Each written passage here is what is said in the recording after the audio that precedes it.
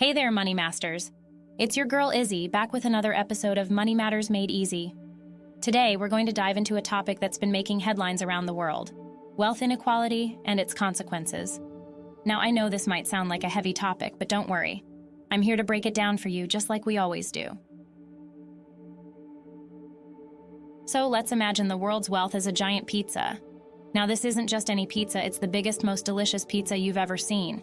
But here's the catch: not everyone gets an equal slice. In fact, some people get a huge chunk of the pizza, while others only get a tiny sliver, or maybe even just the crumbs. That's wealth inequality in a nutshell.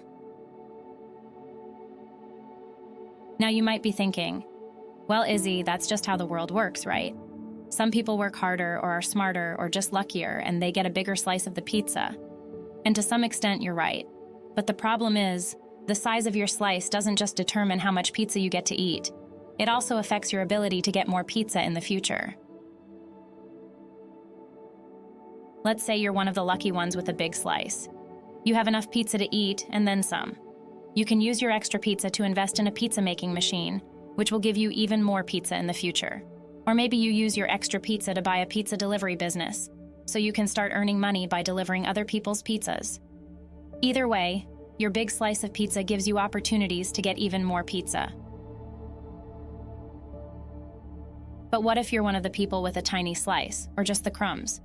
You're so busy trying to make your little bit of pizza last, you don't have any extra to invest in a pizza-making machine or a pizza delivery business.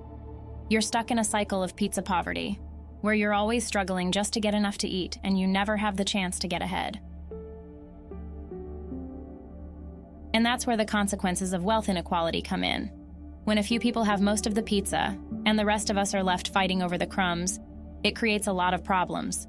It can lead to social unrest, as people get frustrated and angry about their tiny slices. It can also lead to economic instability, as the pizza rich get richer and the pizza poor get poorer. But here's the thing, Money Masters. It doesn't have to be this way.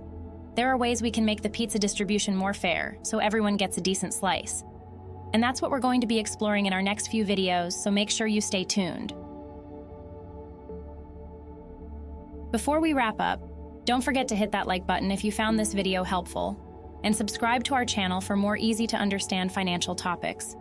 Remember, knowledge is power, and the more you know about money, the better you'll be at managing it.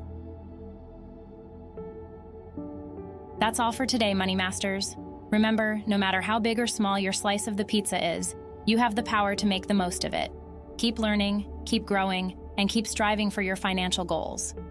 Until next time, this is Izzy, signing off. Stay savvy, stay smart, and stay wealthy.